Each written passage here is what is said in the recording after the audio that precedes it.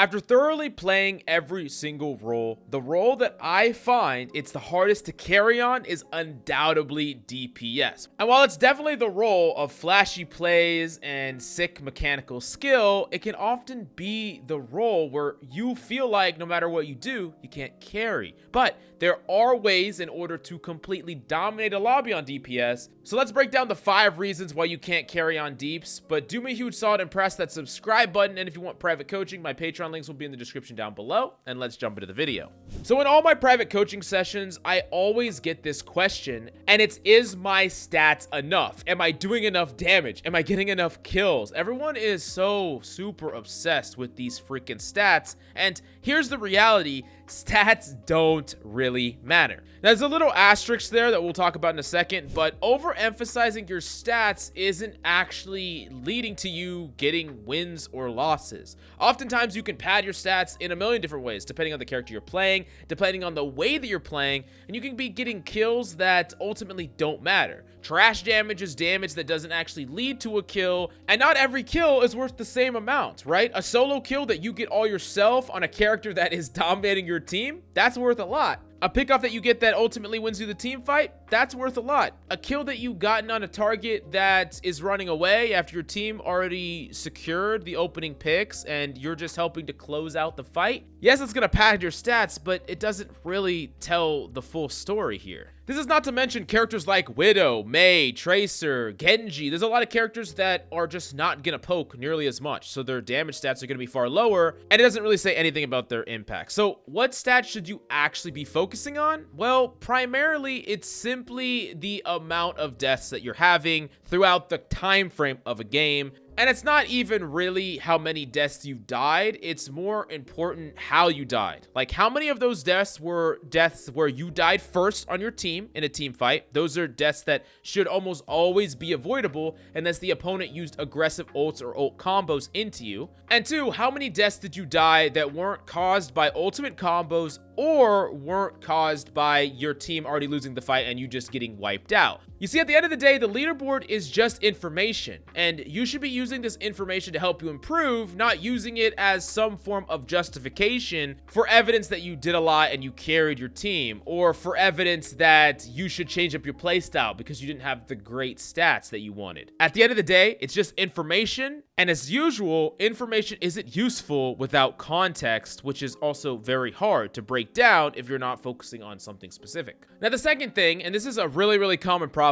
and it's just targeting the enemy tank too much as a DPS player. There is an actual cost in targeting the tank because you're wasting all your attention, all your time on your pressure on a target that probably won't die and can get healed up with a fraction of the resources and time it takes the enemy supports when compared directly to you and how much damage you're doing. Now, that doesn't mean that you never shoot a tank. There are going to be times when a tank is specifically overextended and out of position into your team without the line of sight of his supports, or a time when there's a call and multiple people are focusing a tank and you think that you can actually kill them, but it's up to you to make that call. Because the majority of the time, you should be trying to get picks or try to do damage on the squishies. For one, they're going to generate you more ult charge, which is really important. And for 2, these are players that you can actually kill. These are players that you can actually force resources out of a lot easier because the threat of dying is much more real. And after you kill DPS supports and leverage those advantages, you can always kill the raid boss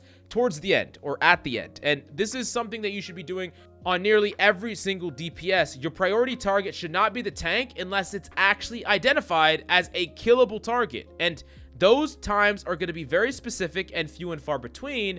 The majority of the time, you should be trying to apply pressure, either applying counter pressure towards the enemy DPS to try to force them off positions, force them off your team, force them or punish their playmaking, or applying pressure to the enemy supports, forcing out cooldowns, lowering their life, forcing them to reposition away from the enemy tank, thus forcing that tank to take a much more passive position, or just killing them outright. This is really important because Orisa right now is like one of the best tanks in the game, and I've been VOD reviewing a lot of DPS, and everyone just shoots at them. They shoot and shoot and shoot, and it doesn't matter because you're never gonna kill this motherfucker. You're just gonna shoot and shoot and shoot and shoot. And I know it's frustrating, but I promise you, if you force that honor away or kill her first, if you get actual picks on the enemy DPS and you force that Orisa to either back, or if she doesn't back without her team, she will die, and that's when you can actually kill her. So this is what the de facto playstyle you should do on basically every single DPS. Now, this is the other problem with a lot of DPS players, and I think it just comes down to the root of why people play DPS in the first place. Oftentimes, DPS players consider themselves what I would call the leader or the hero or the playmaker, right? Where they want to go and they always want to make a play based on what they want to do, right? Or they want their team to follow through with whatever play they're making. If they're a tracer, they want their team to go engage as they engage and they clean up. Or a Genji, same thing. Or maybe they're even like a Widowmaker player and they want their team to peel for them and bait for them or create space for them. It doesn't really matter. Whatever the case may be, a DPS player has a mission and they want the entire team to be with them on that mission. But the problem is there's a character on your team most of the time that is a little bit better at executing the plays or being the playmaker or the one that rallies the entire team behind them. And that's often your tank, right? And this is true for multiple tanks where your plays, your proactive plays, you're attacking the enemy's supports or DPS or whatever the case may be, should be done based on the positioning, playmaking, and active aggression of your tank. This doesn't mean that if you're Tracer, you go in and go try to one-clip the Ana, and then your tank jumps in as Winston, right? You set up in an aggressive position where you're ready to act, you wait for your tank to make a move, and you follow suit. Not necessarily on the same target, but you follow with that aggression. And this is true for a character like Doomfist, and this can be true for even a character like Ryan. If you want to make an aggressive play, an off-angle play on any character, Cassidy, Soldier, you want to teleport in on Reaper, you want to go for a one-shot on Junkrat, it doesn't matter what character you're playing, all of your actions should be based on the aggression and the pressure of your tank, because you got to understand that the tank is going to take the most amount of pressure. And you know this personally because every single one of you has been pushed by an Orisa, right? Every single one of you has had an Orisa push into your team. And what does that take? Focus, pressure, oftentimes you're backing up and giving space, and all of these things, whether it's an Orisa or Ryan or Doomfist or Winston, are things that as a DPS player, you need to utilize in order to execute the play. But it's not necessarily your play, because your play is being based off of the tank, which is kind of like the quarterback or kind of like the shot caller automatically, because their position, their movement, their action moves cooldowns and the position of the enemy team the most. It creates the most amount of pressure, the most amount of attention, and most importantly, if you coordinate based on their position and what they're doing, your plays are going to go better off for you. So start thinking about every play you make connected directly to that tank, and I promise you they will all go better for you. Now, the next big reason why you're not carrying on DPS, and it's simply not synergizing with your team.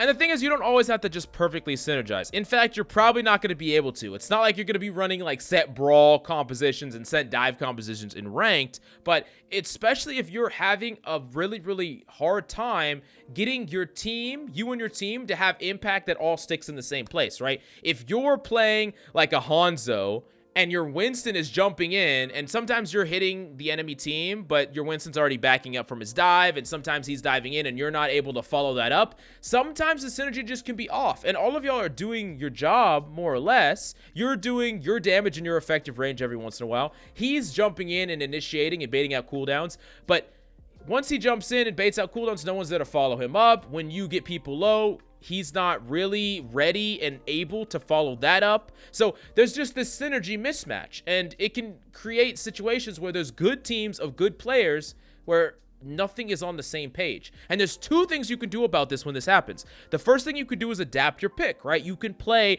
something in your hero pool, and I know most of you have slightly flexible hero pools. I always suggest don't expand yourself too wide and be too flexible, but there's always a character that will synergize a little bit better, typically in your hero pool. Maybe you play Cassidy, Soldier, and Hanzo, but specifically Soldier is going to give you the best chance of going on an off angle, following up the advantage that your Winston jumps in, so you adapt to that pick instead to better synergize with your team. Or maybe you adapt your play style, and this is the other way in which to synergize with your team, where you can still play the same character, but you still try to play in a way that can leverage the composition that you're on, leverage the strengths that you have. This means sometimes playing a bit untraditional or different different than you normally would with other tanks or other compositions because you're trying to adapt your playstyle to take advantage of the opportunity that your team composition is creating. And I think the best way in order to understand this concept is make sure that you don't quickly fall into the trap and think that your teammates are doing nothing.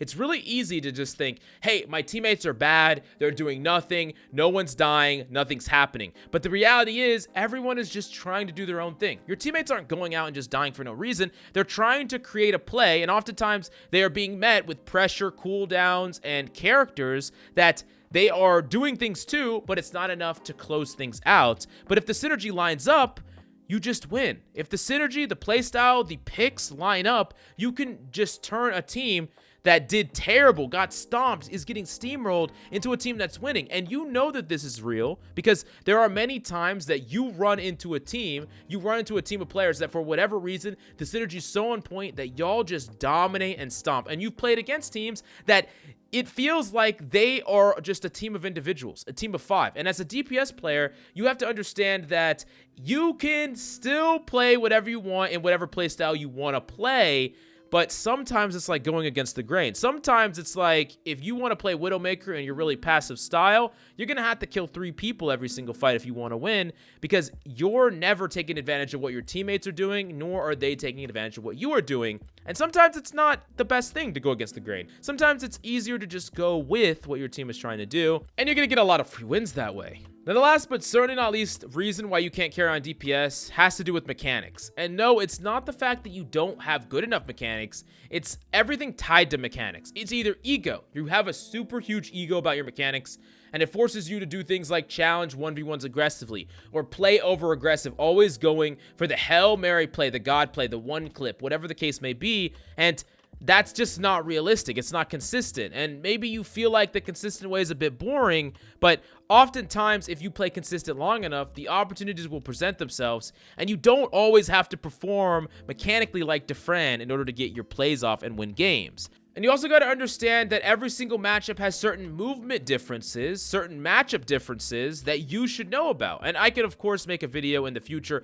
breaking down the matchups of every single DPS character and how you're supposed to adapt your movement for every single one. But this is a super important one that combines both game sense and mechanics that a lot of people just don't know. And then last up, your mechanics might actually be poor. Now, this is the last one, and I mean the actual last one, because really, most of the time, your mechanics scale at a lot faster rate than game sense and positioning. At least that's historically what I've run into coaching players. That doesn't mean that you shouldn't put time and effort into codes like Vaxa or Tryhard Free-For-All, but realize at the end of the day, mechanics are just a small piece of the puzzle, and over-reliant on mechanics can also become a huge issue when you try to use your mechanics to cover up many of your failures in matchup understanding, game sense, and positioning. But anyways, these are the 5 reasons why you can't carry on DPS, but I hope this video has helped you. If you have any questions, let me know down below. Private coaching, links will be in the description, and make sure you subscribe. I'll see you next time.